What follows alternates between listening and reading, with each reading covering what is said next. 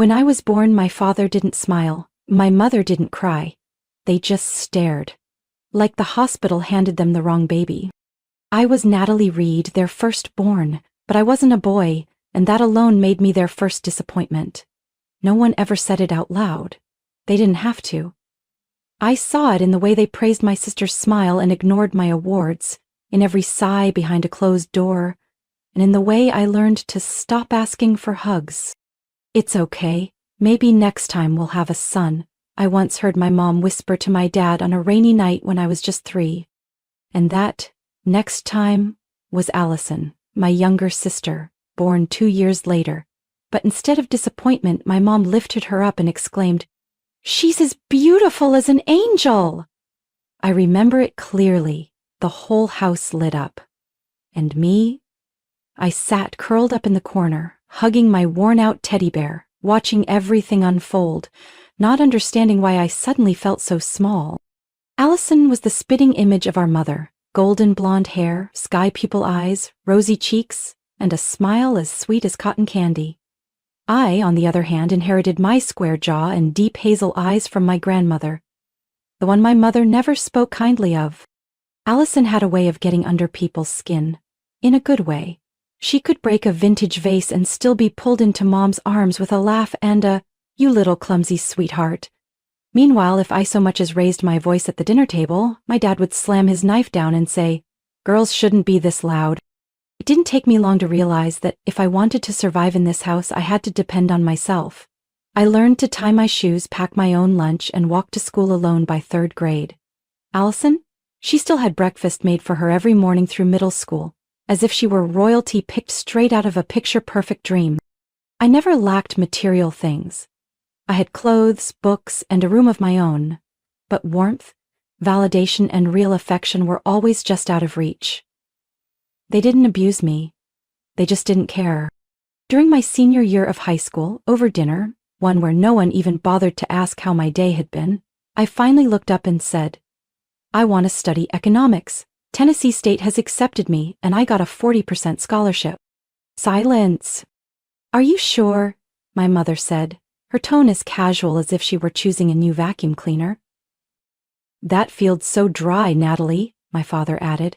"Why not pick something more fitting, for a girl, teaching maybe? Or nursing?" I swallowed hard but kept my voice steady. "I like numbers. I want to work in finance." Mom picked up a potato, smirking. "Well, I guess that's your choice. Just don't come crying when you regret it later."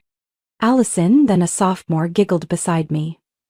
"I'm thinking of studying psychology. I've always been good at listening and understanding people."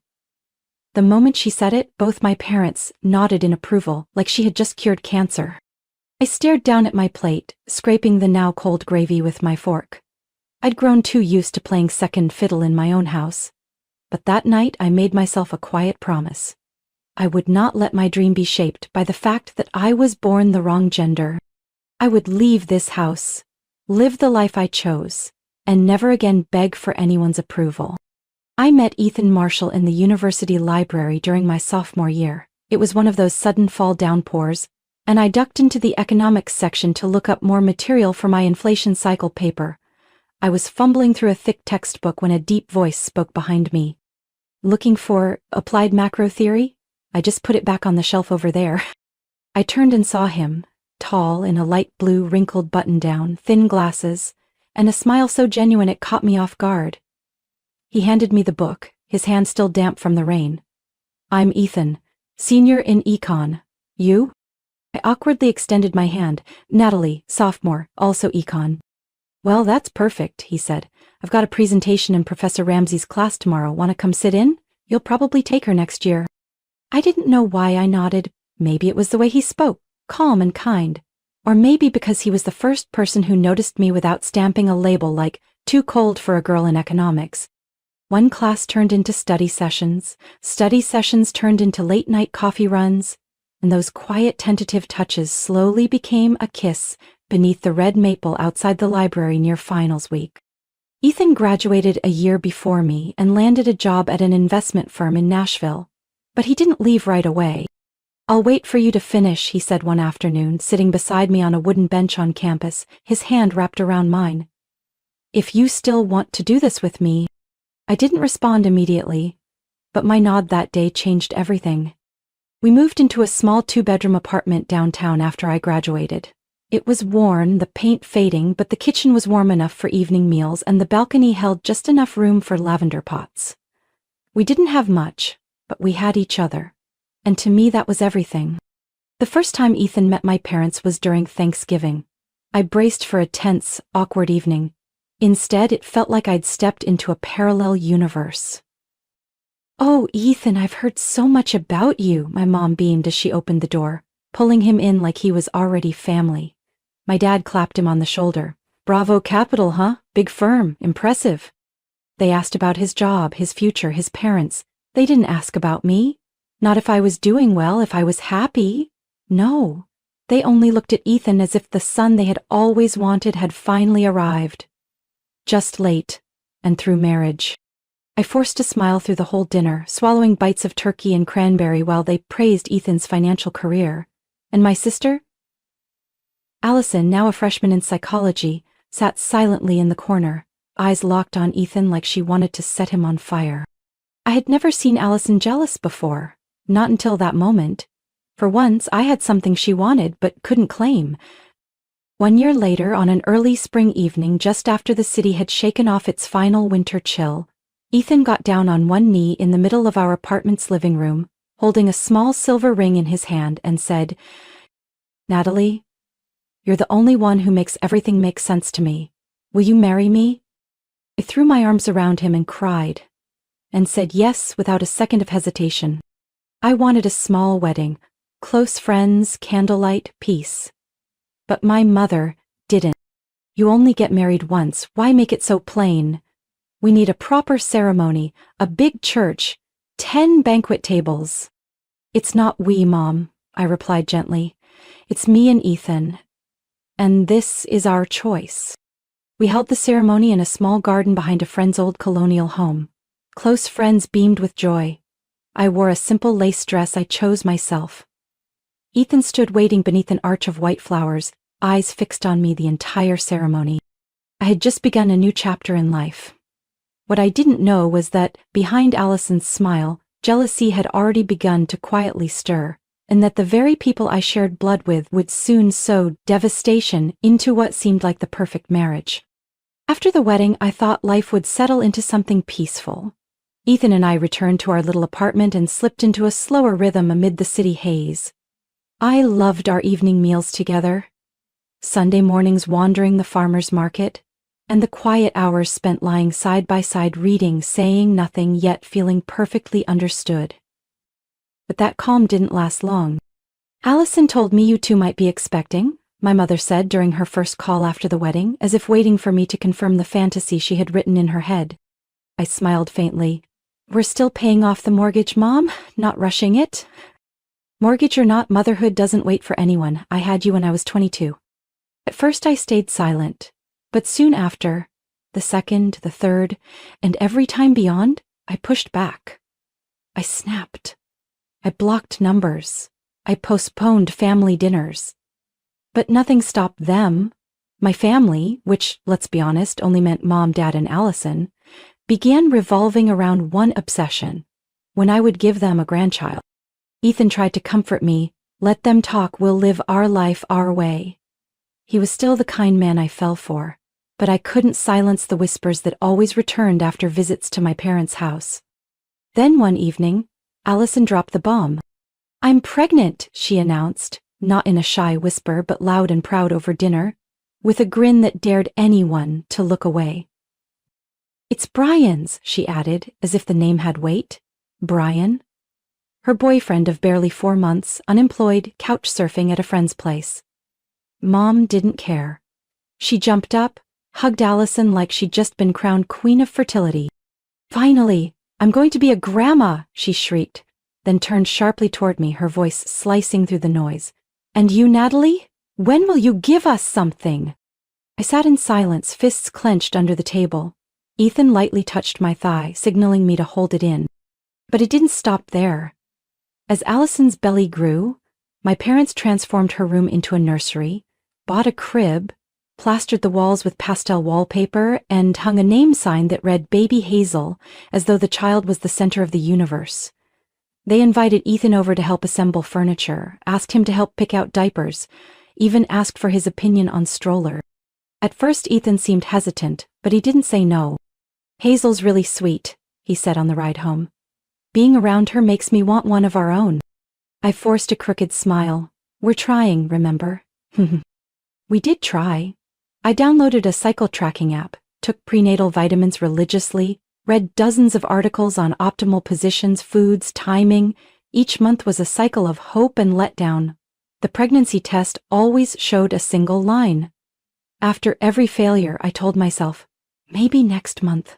But the next month was always the same, and the month after that too. Meanwhile, Hazel was born. The entire house exploded with baby photos, live streams of her tiny laughs, and every time I visited, my mother never failed to remark, "Look at Allison, so natural, so maternal, a real woman." The first comment made me smirk. The next one hit deeper. By the third, I had already booked a doctor's appointment. Ethan went with me.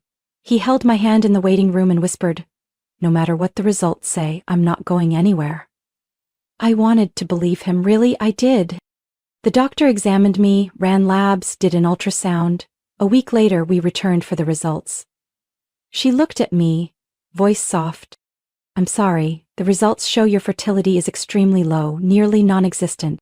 My ears rang. Ethan squeezed my hand, but I couldn't feel anything. I walked out of the clinic like someone who had just been hit by a train. A few days later, I decided to tell my parents.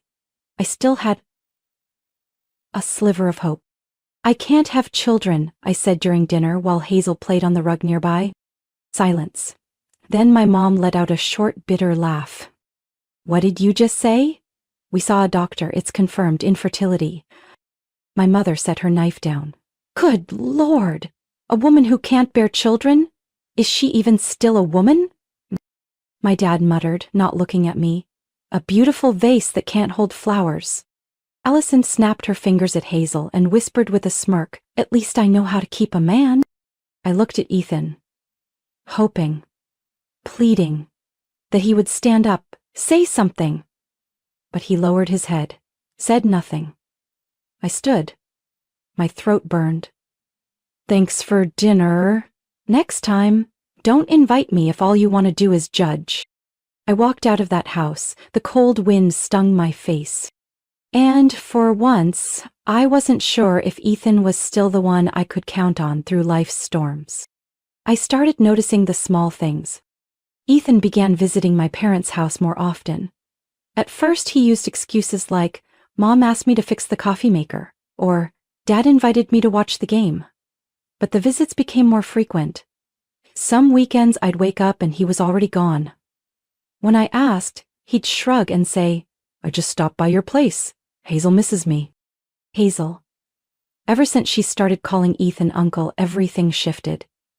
Ethan bought her stuffed animals, read bedtime stories to her every night, even took her to the park when Allison was too tired to parent. I didn't blame the child, but every time I saw the way Ethan looked at Hazel, my heart felt like it was being ripped in two. One evening, curled up in the study, I accidentally opened Instagram on my laptop. A tagged post with Ethan's name popped up. My heartbeat slowed. A photo of 3 people, Ethan on the middle seat of the couch, Hazel in his lap, and Allison, resting her head on his shoulder, her arm draped around his back. Casually but unmistakably, the caption read, "Precious time with the most important people in my life." I couldn't breathe. My mind spun. I read the caption once, then again. The most important people in his life were my sister and her child? I didn't text Ethan, didn't call, didn't confront. I needed the truth, not explanations. On Saturday night, I decided to go to my parents' house unannounced. Ethan had told me he had a reunion with college friends in Franklin. I nodded, said nothing. But instead of heading to our usual cafe, I drove to my childhood home, parked a block away, and walked across the grass I once knew like the back of my hand. The living room lights were still on. Laughter floated through the barely closed window. I stepped closer. "What do you think about Ethan and Allison becoming a real couple?" My mother's voice, soft as air, but sharp enough to freeze me in place. She's still young, she can have more children, unlike Natalie, cold and useless, my father added. What the hell are you all talking about? Ethan's voice, low, but lacking the outrage I had hoped for. Ethan, you've taken care of Hazel like she was your own. Allison needs someone like you, and you deserve a real family. My mother went on, persuasive. Then Allison, in her usual sickly sweet tone, chimed in.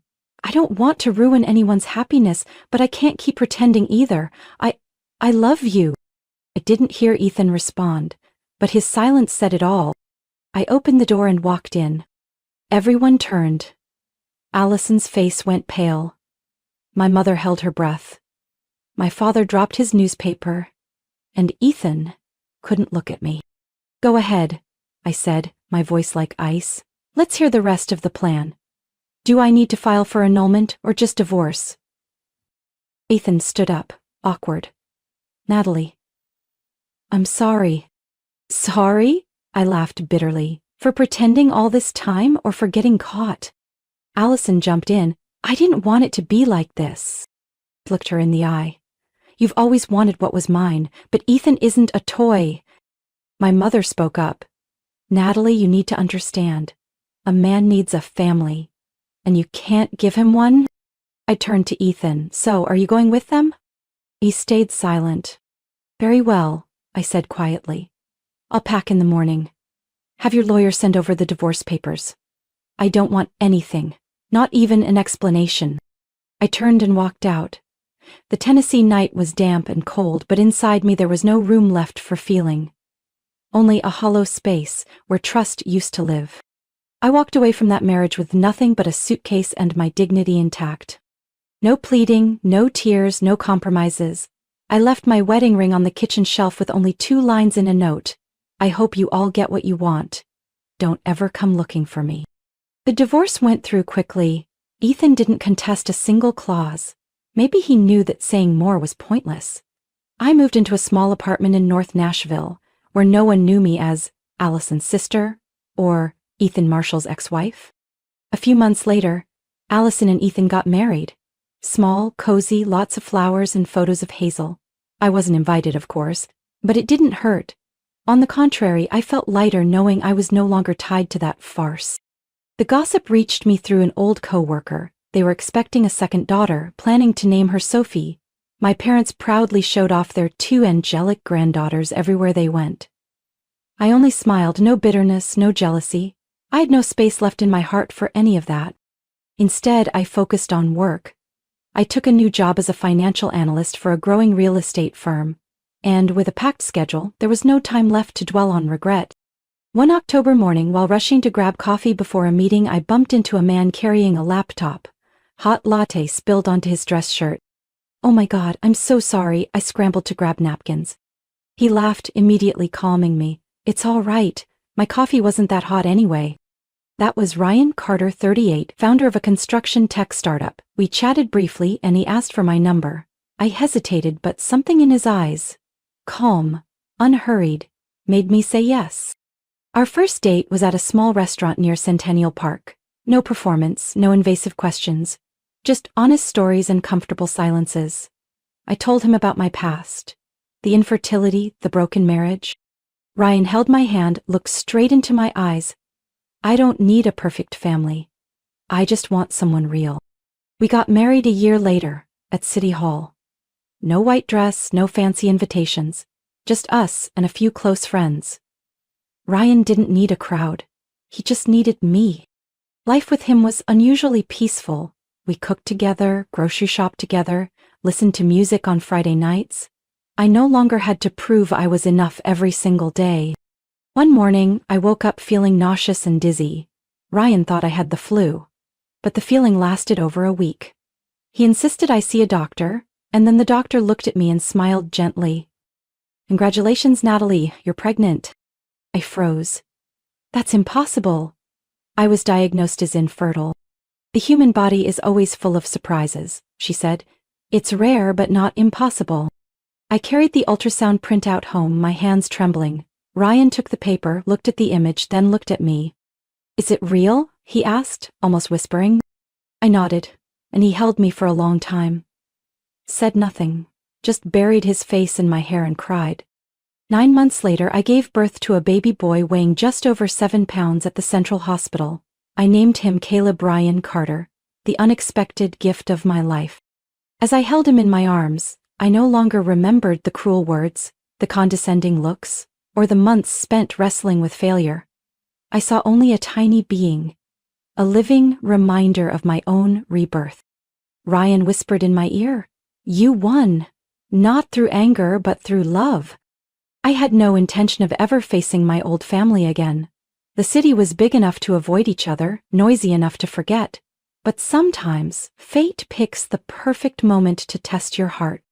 That night, Ryan and I decided to celebrate Caleb's second birthday with a quiet dinner at our favorite Italian restaurant, Del Fiore, on the second floor of a small boutique hotel near downtown Nashville. Caleb was staying with my best friend's son for the evening, while we sat by the window, soft wine and scented candles, framing our laughter. Till I looked toward the corner of the room. Allison, wavy hair, tight dress, laughing brightly with a man who wasn't Ethan. He was stroking her thigh under the table, and Allison leaned in to whisper something in his ear that turned his cheeks red. I didn't look away. Instead, I took out my phone, switched to silent mode, and snapped a few clear photos. Then I put the phone away, raised my glass, and smiled as if nothing had just happened. Ryan sat across from me, eyes searching. I gave a small nod. Old story, but maybe it's finally reaching its end. A year later, on a crisp October morning, I took Caleb, now 3 years old, to the local grocery store. He ran ahead between the aisles, tightly gripping his red toy truck. And then I heard a familiar voice. "Natalie?" I turned around.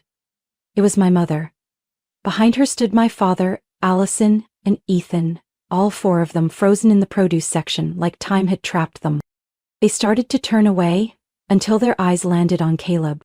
A little boy with deep brown eyes like mine, but a smile and nose that were unmistakably Ryan's. "And this is," my mother stammered, eyes fixed on Caleb. "His name is Caleb," I said calmly.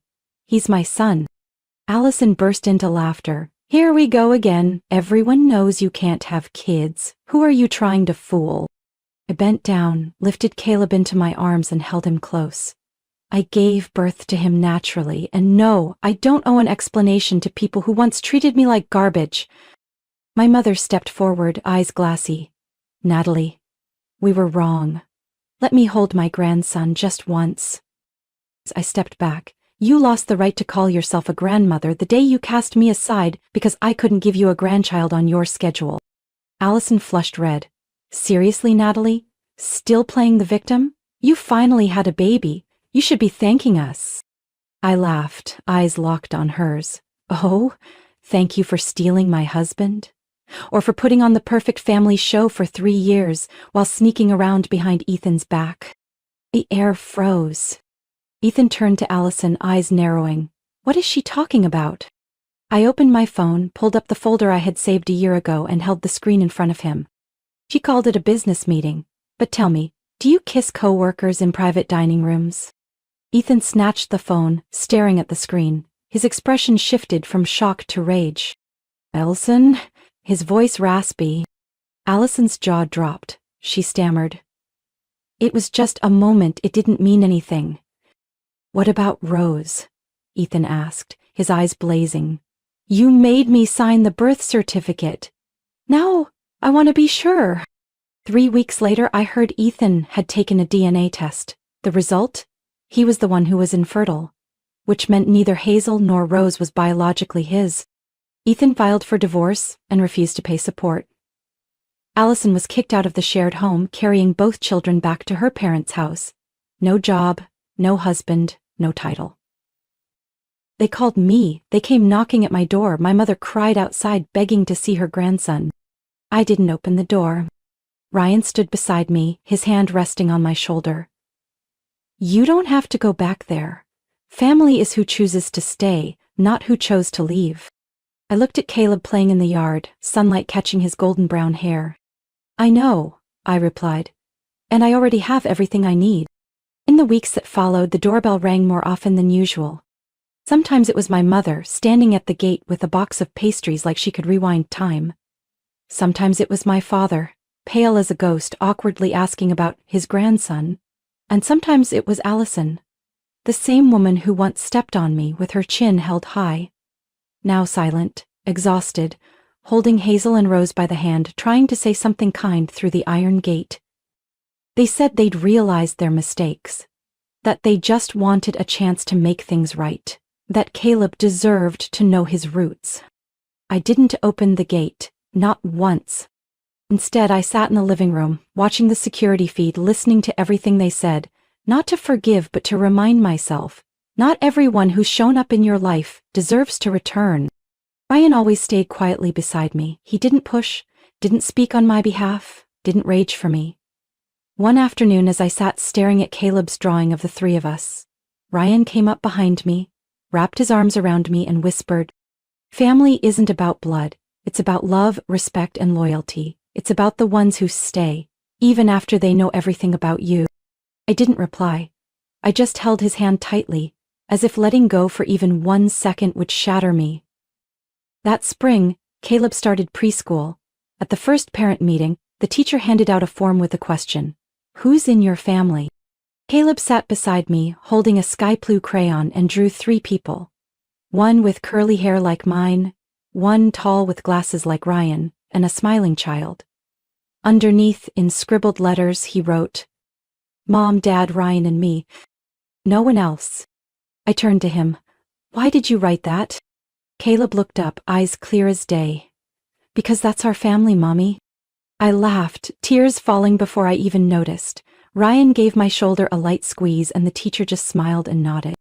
We bought a small house in the suburbs when Caleb turned 4. Nothing fancy, just a yard for him to run in, a warm kitchen for dinner together, and a big bookshelf where I could teach him to read every letter. Each night, after Caleb fell asleep, I'd look at him, then look at Ryan. The man who didn't come into my life with thunder but with quiet persistence and genuine care. I once thought I'd lost everything when I left Ethan. But I was wrong. I lost a family to find a real home. I don't carry hatred, but I do remember. I remember who turned away when I collapsed. Who stayed silent when I needed them most and who stood by me, even when I had nothing left but a broken heart. I don't need my mother to hold my child. I don't need my father to recall the day I was born. I don't need Allison showing up with her kids to reconnect bloodlines. Because blood doesn't define family, choice does. Ryan chose me, Caleb chose to call him Dad. And I chose myself. I chose to rise when the world walked away. I chose kindness, even after betrayal. I chose to love myself, so I could love others with a heart that's no longer broken. Family doesn't have to be where you were born. It's where people stay when everyone else walks away. I was once an abandoned wife, a betrayed sister, a daughter treated like a burden. But now, I am a free woman, a joyful mother, a wife, love the right way. And that is enough. Natalie's story reminds us, not everyone who shares your blood deserves to be called family. Sometimes it's the ones closest to us who cause the deepest wounds. But what truly matters isn't what broke us, it's how we rise, heal, and choose the people who are worth keeping. A real family is built on love, respect, and loyalty, not sacrifice for shallow approval. What do you think about Natalie's choices and how she rebuilt her life? Share your thoughts below and don't forget to follow the channel for more touching, real, and powerful stories about family and life. I knew I had lost Lucas, but I never imagined that just one day later, I would lose my home too. That morning, Savannah was so cold it felt like the air itself could cut through bone. I stood in front of 214 Oak Ridge, a heavy canvas bag from the hospital weighing down my hand, my eyes red and swollen after 3 sleepless nights. Lucas had passed away at dawn, in a sterile ICU room drenched in white light. I thought that pain was the worst it could get. There I was, standing at my own front door, still wearing the same jeans I'd had on for 3 days, holding that hospital bag from Mercy Hill, the place where my husband Lucas had taken his final breath just 12 hours earlier. My left hand, a wilted bouquet of white roses and asters from his coworkers, drooped sadly after a night in the backseat of my car. My eyes burned, my lips were cracked. Every breath scraped my throat raw from too much crying, too little sleep. I wasn't ready to face the emptiness inside that house. But I never expected the blow waiting for me would cut deeper than death itself. The key slid into the lock, but no matter how hard I turned, it wouldn't budge. I pulled it out, tried again, nothing. A chill crept down my spine, not from the weather, but from a sickening sense of being unwelcome. My hands shook as I reached for the spare key hidden beneath the loose stone on the porch. Still no use. The door stood firm, silent, as if the house itself had forgotten I ever belonged there. Then I noticed it, small but sharp as ice. The white linen curtains I had painstakingly sewn myself were gone. In their place hung heavy, wine-colored velvet drapes, slack and suffocating, choking every window. My heart sank, weighted like stone.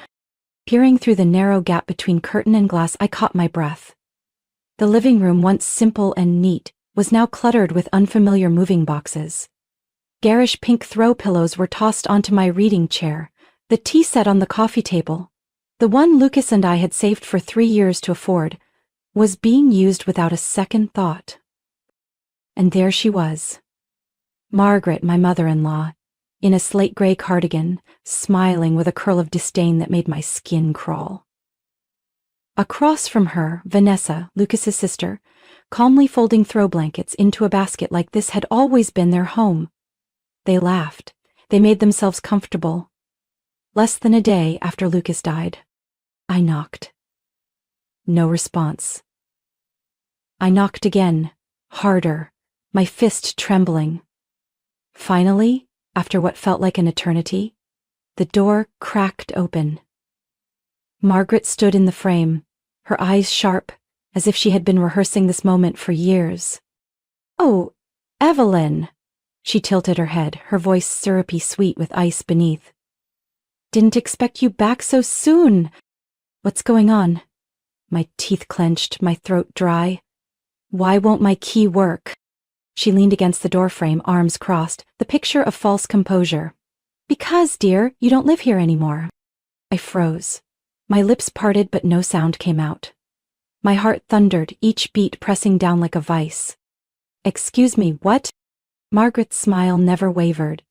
"Lucas paid for this house, my son, not you. No prenup, no children, no real contribution on your part. It's time this house returned to its real family." My fists clenched, but it wasn't the cold that made me tremble.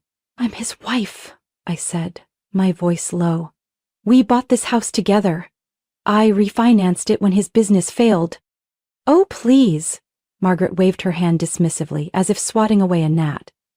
"You played house while he worked. Now he's gone, your lease is up." Behind her, Vanessa appeared, holding 2 of my china plates, smirking. "You left the side door unlocked when you rushed to the hospital, remember? We figured you wouldn't mind." My knees nearly gave out. I laughed, not out of humor, but in that hollow, disbelieving way when reality twists too sharply to bear. "What do you think you're doing?" I said slowly, each word slicing the air. "You're redecorating a home you think belongs to you without the faintest idea what you've just walked into." For a fleeting second, Margaret's smile faltered. That was all I needed. I turned, walking steadily toward my car. The keys in my pocket might have been useless, but I had something far more powerful, something she had no idea existed. And when I was done, Margaret Pierce would wish she had never touched a single cup in my kitchen. I didn't drive straight to the motel after being thrown out of my own home. Instead, I let the roads of Savannah guide me, weaving through streets lined with ancient oaks whose branches arched overhead like silent witnesses. My car came to a stop in front of an old cafe on Abercorn Street, a place Lucas used to frequent when his company was collapsing. Back then, it was his refuge from reality. I would sit quietly beside him, tracing the cracks in the worn wooden table, while he wrestled with failure in silence. Now, I returned here not to escape, but to remember a truth Lucas himself never fully grasped. I was the one who saved that house, when he thought everything was lost. 3 years ago, Lucas's software company went under. Bank debts, unpaid suppliers, even his credit cards got frozen. I still remember that afternoon when he sat on our front steps, head bowed, his voice hoarse. "Evelyn, we might lose the house." What he didn't know was that the very next day I quietly went to North Point Bank. I used nearly a decade's worth of freelance savings to refinance the house, under my name. Lucas's pride was too fragile to ask why those mortgage confirmation letters started arriving addressed to me. He just knew we weren't evicted. And I stayed silent, not because I was afraid of embarrassing him, but because I understood the delicate ego of a man chasing a dream. And of course Margaret never knew. If she had, she would have weaponized it against Lucas at every family gathering, turning his failure into her favorite party anecdote. But now in the war Margaret so shamelessly declared, that old silence became my sharpest advantage. Leaving the cafe, my mind was set. That evening, I parked behind the tall fence bordering our backyard. Margaret would never venture there. She once called it a moldy waste of space. I slipped in the same way I always did, sliding my finger beneath the rusted iron latch until I heard the soft click of surrender. The house was still, like it was holding its breath for the storm to come. I headed straight for the small room at the end of the hallway. Lucas's office, or as Margaret once sneered, his tech junkyard. The room was untouched, chaotic in that oddly organized way Lucas liked. Tangled cables, half-finished wooden models, scattered sticky notes with his scribbled reminders. But here, I knew there was something Margaret would never think to look for. Beneath his desk drawer, hidden behind an old wooden calendar, I pulled out a worn brown leather briefcase. Inside were the financial documents I had carefully hidden since finalizing the refinance. The mortgage contract in my name, bank receipts all sealed and intact. But what truly stopped me was at the very bottom. An ivory envelope hastily labeled in Lucas's familiar handwriting. "Evelyn, if you're reading this, it means I'm not there anymore. Don't let my mother take what's ours." My heart pounded as I opened it. Inside was a notarized copy of a postnuptial agreement, signed by both of us, witnessed and sealed. The document stated clearly, in the event of Lucas Pierce's death, all jointly owned assets, including real estate, shall be transferred to Evelyn Pierce as sole legal owner. Lucas never told me he'd done this. I never expected him to plan so meticulously. But maybe, deep down, he knew exactly how far his mother would go. And this was the key I needed. I gripped the document tightly. I couldn't tell if the heat rising in my chest was from tears or rage. Lucas was gone, but in his own quiet way, he was still standing beside me. Without hesitation, I slipped the folder into my bag, leaving the office without a trace. Just like 3 years ago, I would fight silently, but this time, I wouldn't stay silent. As I shut the door behind me, I knew Margaret had locked herself into a game she didn't even know the rules of. This battle, I had every card to win. I'm not someone who angers easily, but when I received the court summons from Margaret Pierce, I laughed. Not out of relief, out of disbelief. After everything she'd done? Changing locks? Invading my home? Using my wedding china like it was hers? Margaret still played the victim. The lawsuit, delivered from Chatham County Courthouse, stretched 12 pages long, accusing me of emotional manipulation, coercing Lucas into signing the postnup while he was mentally incapacitated. I thought I'd be furious, but no. What rose in me was the calm of someone who knows they're going to win. I called Amanda Walsh immediately, my real estate attorney and college friend. When I finished explaining, Amanda was silent for 3 seconds, long enough for me to hear her dry chuckle through the phone. "She's either delusional or thinks you're stupid, Evelyn," Amanda said coldly. "We're going to show her what it looks like to lose thoroughly." We had just 3 days to prepare. Margaret played her usual hand, spreading rumors, whispering to Lucas's old friends that I had pressured him during his financial downfall. Worse, she tried to collect vague statements from distant acquaintances, piecing together a false narrative that Lucas had shown signs of confusion. The problem was she had no proof. But I did. That evening I dug through stacks of old files and found exactly what I was looking for. A neurological assessment from Hartley Clinic. 3 months before Lucas passed, he had suffered dizziness, occasional forgetfulness. Concerned, he had gone for tests, hiding it from me because he didn't want me to worry. The result? Perfectly normal, no cognitive decline, no neurological disorders. When Amanda saw the report, she nodded. That's all we need. Let's see what trick she thinks she has left. The day of the hearing, Savannah was drenched in a stubborn drizzle. I wore a slate gray suit, my hair pinned up, my gaze steady. Margaret sat at the plaintiff's table, draped in theatrical black, clutching a silk handkerchief, flanked by Victor Langley, her family attorney, and Vanessa, ever avoiding my eyes. She'll cry, Amanda muttered beside me, flipping through documents. But tears don't beat legal contracts. The hearing began. Victor Langley opened with a tragic monologue, painting Lucas as a dutiful son crushed by the weight of his company's collapse, claiming that in his vulnerable state, Lucas had been emotionally manipulated into signing the postnuptial agreement. He carefully avoided the word coerced, but kept circling back to how vulnerable Lucas had been. I sat still, silent, because I knew this performance would only last until Amanda spoke. When it was her turn, Amanda stepped up to the podium, her smile sharp as a blade. Your Honor, we do not deny that Mr. Lucas Pierce faced financial difficulties. However, the property in question, the very home being disputed, was entirely refinanced using personal funds from Mrs. Evelyn Pierce, who solely took on the mortgage and made every payment for 3 consecutive years. She paused, opened her file, and pulled out a medical report. More importantly, 3 months before Mr. Pierce's passing, he underwent a neurological assessment at Hartley Clinic. The results confirmed he was fully lucid, with no signs of cognitive decline. The courtroom fell into a heavy silence. I glanced over at Margaret. Her face was drawn tight, lips pressed into a thin white line. Amanda took a step forward. The post-nuptial agreement was signed at Grayson and Fielding Law Office in the presence of 2 independent legal witnesses. The document is notarized, fully valid and enforceable. Judge Carolyn Bates nodded, eyes scanning the file. Mr. Langley, do you have any evidence contradicting Mr. Lucas Pierce's mental capacity at the time of signing? Victor hesitated. Vanessa lowered her head.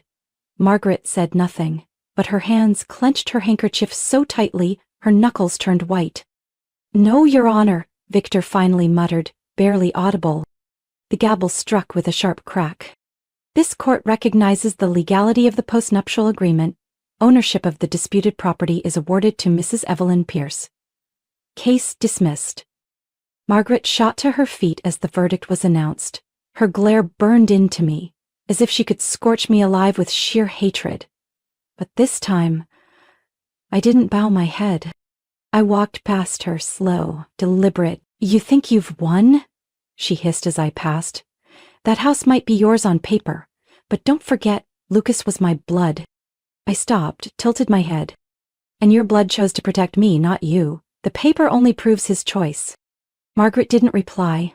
She stood there, rigid, as I strode out of the courthouse into the crisp, clear Savannah air after the rain. And I knew, this time, she had truly lost. Lucas's memorial service was held on a bright Saturday morning in March, as Savannah eased into its early spring. St. Matthew's Church, where Lucas once played guitar for the community choir, was now adorned with simple, pure white flowers. I kept the ceremony modest, exactly how Lucas would have wanted, no spectacle, no pretense.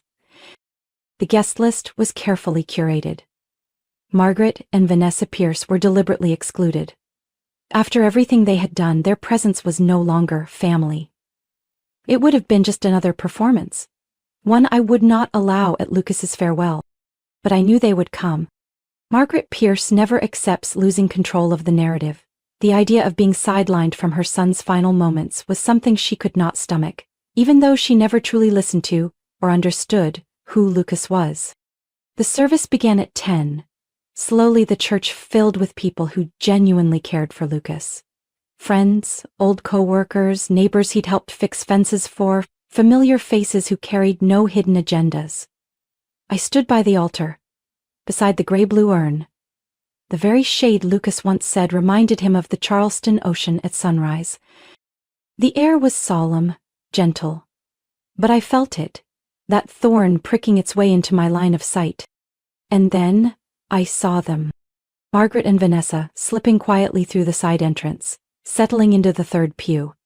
Perfectly dressed in immaculate black, hair pinned, collars straight, with faint, insincere smiles of feigned grief. I drew in a slow breath. Amanda, ever the sentinel, caught my eye with a knowing glance. "Want me to handle this?" she murmured. I shook my head. No. This time, it would be me. As the organ softly played, I stepped down the central aisle. Every eye turned to watch, no whispers, no murmurs. Just a wall of quiet support. I stopped right in front of their pew. I didn't raise my voice. I didn't need to. Every word was precise, deliberate. "Margaret, Vanessa. Neither of you are on today's guest list." Vanessa lowered her head. Margaret, of course, remained unfazed. "Evelyn, today is about Lucas. Can't we put these petty things aside?" she said, wearing that soft smile. The same one that had fooled so many indifferent eyes before. I tilted my head slowly. "Petty things? You kicked me out of my own home. You smeared my husband's name with a lawsuit while his body was still warm, and you think I'll let you keep playing the role of the perfect mother here?" The air in the church seemed to freeze. No one laughed, no one whispered, just me and Margaret, two women facing each other with nothing left to hide. "I am Lucas' mother," she hissed. "And I am the family he chose," I shot back, locking eyes with her. "He signed those papers to protect that choice. You chose pride over love, Margaret. That's on you." Vanessa tightened her grip on Margaret's arm, whispering something I couldn't hear, but her eyes said enough. She was tired. Tired of holding up the perfect family facade Margaret clung to so desperately. "Let's go, Mom," Vanessa said, her voice weary but firm. "Lucas wouldn't want this." Margaret snapped her head toward her daughter, stunned. But Vanessa was already standing. She didn't look at me. She didn't glance back at the church. They left quietly. I stood still, watching Margaret's figure shrink past the pews, her heels clicking against the stone floor, each step echoing the sound of defeat. As I returned to the altar, something unexpected happened. Applause. Not loud, just a few scattered claps from those who truly knew Lucas, who knew this battle had never been fair. I didn't bow. I didn't smile in victory. I simply rested my hand on the gray urn and whispered, "I kept our home, Lucas." The service continued. But this time, no false faces sat among the crowd. After that day, I thought it would all be over. The court had ruled. Justice had spoken. Margaret and Vanessa had walked out of the church in silence. But I had forgotten one thing. Margaret Pierce doesn't lose easily. 3 days after the memorial, Savannah endured a steady, drizzling rain. I sat by the living room window, wrapped in Lucas's old wool blanket, absent-mindedly swirling my cup of cinnamon tea. Outside, raindrops tapped against the wooden eaves, playing a rhythm as familiar as breath. And then I saw it. A silver-gray Buick, Margaret's car, sat parked across the street, tucked beneath the large oak tree. Its shadow was just thick enough to hide in, but brazen enough to say, "I'm still here." She sat inside, lights off, engine off. Yet from the half-lowered window, thin threads of cigarette smoke curled into the air like a silent noose. No knocking, no text, no threats, just that shameless, slavish, relentless presence, like a stain that refused to fade. For the first time I found it amusing. I didn't call the police. I didn't pull the curtains. I didn't panic like the day Margaret stormed into my house with a lawsuit in hand. I simply stood up, stepped out onto the front porch, barefoot against the cold wooden boards, Lucas's cardigan draped loosely over my shoulders. We looked at each other, no words exchanged. In the quiet March rain of Savannah, we understood each other more clearly than ever.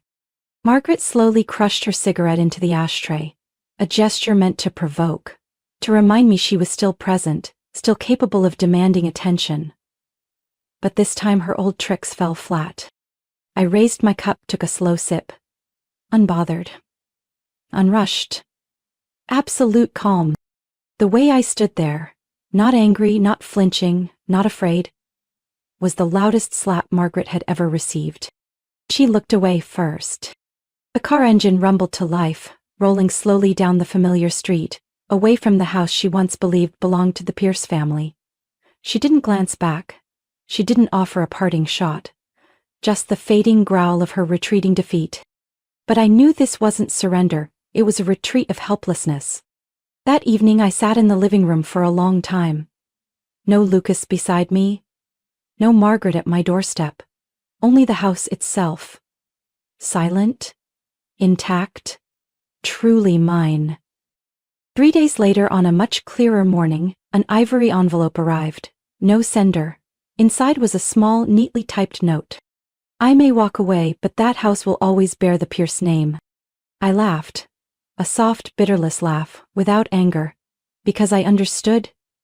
This was Margaret's final, pathetic move. She had poured all her bitterness into 6 meaningless words. I didn't call Amanda. I didn't react. Instead, I folded the note, carried it out to the backyard, to the spot where Lucas once sketched our marigold garden. I dug a small hole, buried the paper beneath the tender sprouts of young marigolds. Then, brushing the dirt from my hands, I lifted my head and breathed in the scent of damp earth and quiet rebirth. "This house," I whispered, "belongs to those who cherish it, and that's not you." That was the last time I ever heard from Margaret Pierce. No more lawsuits, no more cars parked across the street, no more veiled threats. She vanished from my world like a shadow that finally understood it had lost. But this time, I wasn't waiting to defend myself anymore. This time, I had locked that door from the inside. They say storms always pass, but no one ever teaches you that the hardest part isn't standing up after the storm. It's learning how to live afterward. The house on Oak Ridge came back to me, quietly, without fanfare. But it wasn't the place I used to know. Lucas was gone, the scratches on the table, the squeaky hinges, even the silence between the walls. All of it still echoed with his presence. Some mornings I asked myself, what am I really holding on to here? Memories? Or just stubbornness? And then I found his old notebook buried deep in the drawer where he kept unfinished sketches. The leather cover was worn, the paper edges curled, but his handwriting remained clear. "Evelyn, one day this garden will be greener." I had forgotten that dream of his. The next morning, I went to the garden. The patch of land behind the house, once dismissed by Margaret as a useless, moldy lot, now lay bare. Brown earth, weeds, and scattered paw prints from stray cats. But to me, it was the last place Lucas still existed. I started small, breaking up the hardened soil, pulling out old, stubborn weeds. My hands bled from thorns, nails caked with dirt, shoulders aching by the end of each afternoon. But that pain was far gentler than courtrooms, contemptuous stares, or Margaret's endless threat. Row by row, I replanted marigolds, right where Lucas had once marked in his scribbles, "Best morning sunlight here." I added lavender, rosemary, even clusters of white asters. The kinds of flowers Lucas said had to smell like memories to be worth keeping. Soon enough, the barren patch of land began to turn green again.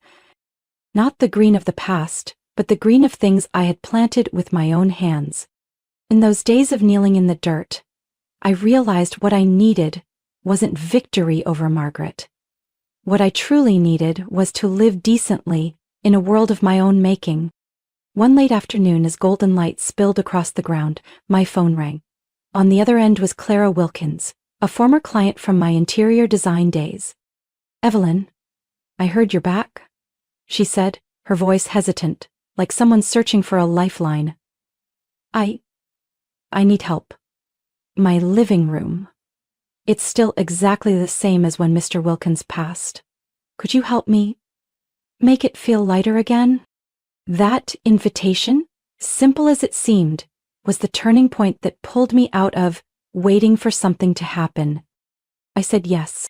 From Clara's home, the work started flowing back to me naturally. No longer grand, lavish projects, but women like me, women struggling to reclaim their own space after losing so much.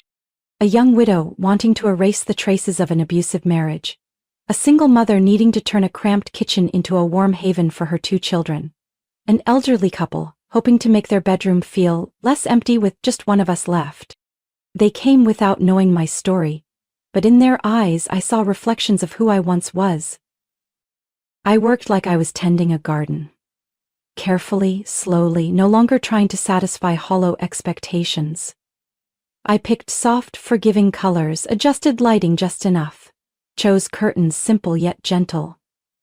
Anything that made breathing easier each morning. One client once told me, "The space you created makes me feel allowed to let go."